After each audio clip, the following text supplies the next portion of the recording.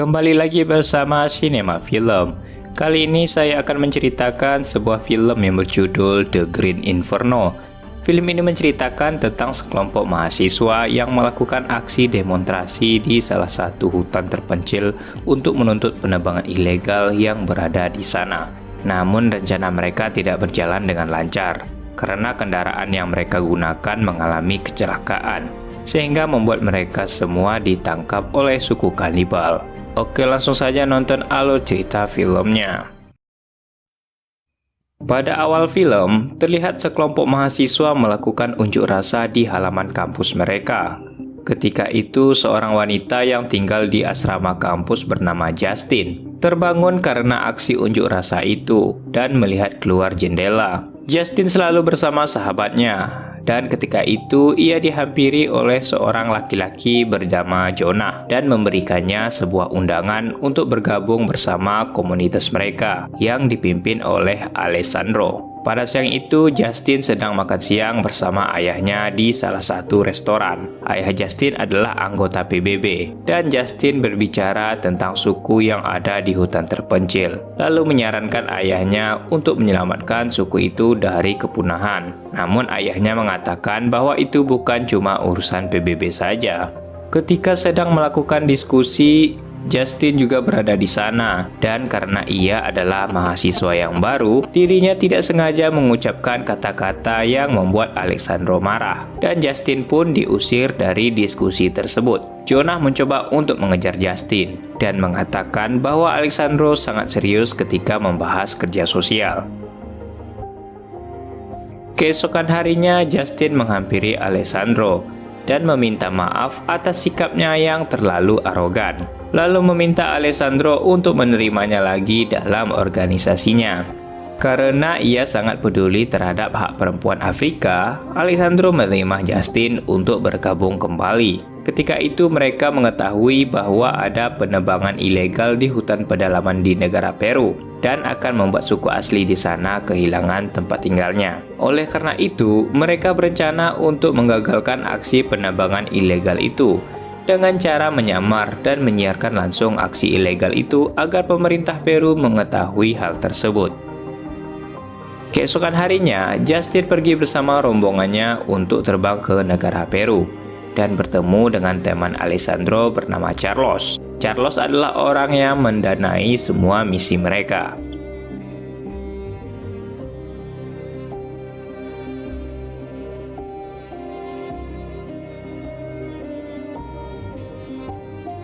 Mereka pun pergi menggunakan pesawat Carlos untuk menuju ke tempat lokasi tujuan mereka dan menaiki beberapa kendaraan. Sebelum melanjutkan perjalanan, mereka berdiskusi terlebih dahulu sambil menceritakan tentang apa yang ada di sana.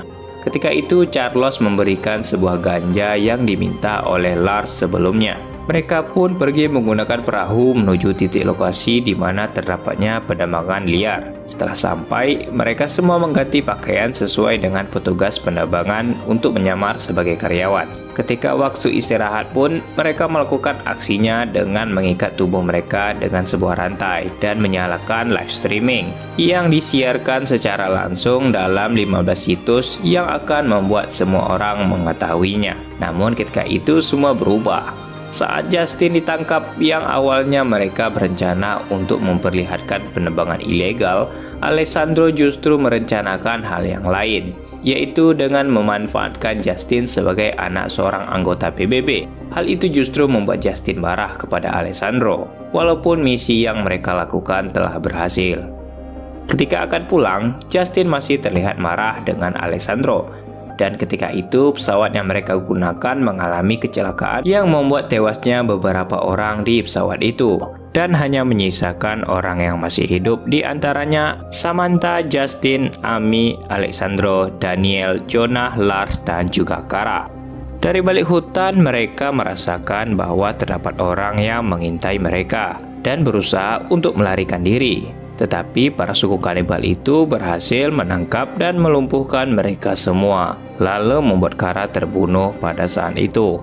Ketika terbangun, suku kanibal itu membawa mereka semua ke desa tempat di mana mereka tinggal dan disambut oleh penduduk setempat, dan juga ritual yang mereka lakukan untuk menyambut tamu. Lalu dihadapkan dengan pemimpin suku kanibal itu yang memiliki tubuh berwarna kuning. Kemudian barulah mereka dimasukkan ke dalam sebuah kandang. Tetapi berbeda dengan Jonah yang diikat di sebuah batu dan dibunuh secara kejam. Lalu pemimpin suku kanibal itu memakan organ tubuh Jonah, seperti lidah dan juga matanya. Sedangkan badan Jonah yang lainnya dihidangkan untuk santapan penduduk lain.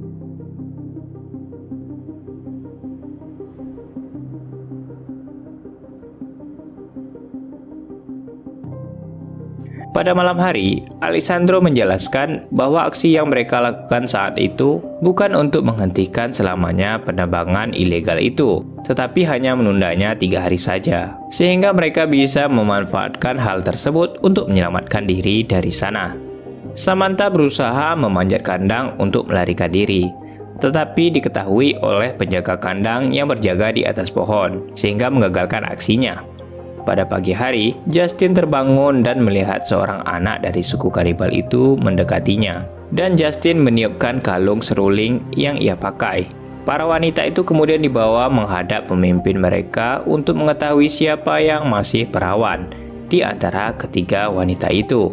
Setelah pengecekan selesai dilakukan, diketahui bahwa Justin adalah orang satu-satunya yang masih perawan, dan ia dibawa oleh suku kanibal untuk melakukan ritual selanjutnya, sedangkan yang lainnya dimasukkan kembali ke dalam kandang. Hujan pun turun pada saat itu, dan Samantha berusaha untuk melarikan diri lagi, tetapi masih ada penjagaan, dan Daniel menggunakan teleponnya untuk mengalihkan perhatian penjaga itu, dan Samantha pun berhasil keluar menuju sebuah perahu yang ada di tepi sungai.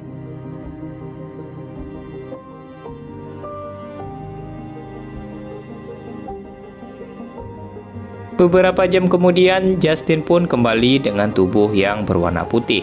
Dan ketika Daniel menanyakan tentang apa yang dilakukan oleh suku kanibal itu terhadapnya, Justin tidak mengetahuinya. Dan Daniel berbicara kepada Alessandro bahwa para kanibal itu melakukan ritual sunat suku kanibal terhadap Justin, sesuai yang mereka pelajari pada saat itu.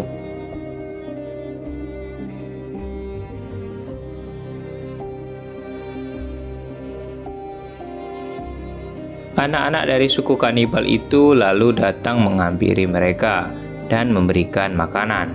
Mereka semua terpaksa memakan makanan itu untuk menambah energi yang mereka butuhkan untuk melarikan diri pada malam hari. Ami yang telah memakan semua makanan itu melihat sebuah tato milik Samantha pada makanan yang diberikan dan mengetahui bahwa makanan yang mereka berikan adalah tubuh Samantha. Hal itu pun membuat Ami terkejut dan memecahkan tempat makanan itu, lalu melukai lehernya untuk bunuh diri, dan Ami pun meninggal pada saat itu. Daniel dan Lar mencoba untuk memasukkan secara paksa ganja yang dimiliki oleh Lar, dan berharap ketika suku kanibal itu memakannya akan mengalami halusinasi, sehingga membuat mereka dengan mudah untuk melarikan diri dari tempat itu. Usaha yang mereka lakukan akhirnya berhasil, dan mereka memanjat kandang untuk melarikan diri. Tetapi ketika Lar ingin memanjat kandang, Alessandro menusukkan senjata suku kanibal itu kepada Lar, sehingga membuat Lar pingsan. Hal itu dilakukan Alessandro karena dirinya tidak ingin tinggal sendirian di sana. Daniel dan Justin akhirnya berhasil melarikan diri dari kandang itu. Sedangkan Lar menjadi santapan para suku kanibal yang masih mengalami halusinasi akibat efek ganja yang dihirup oleh mereka.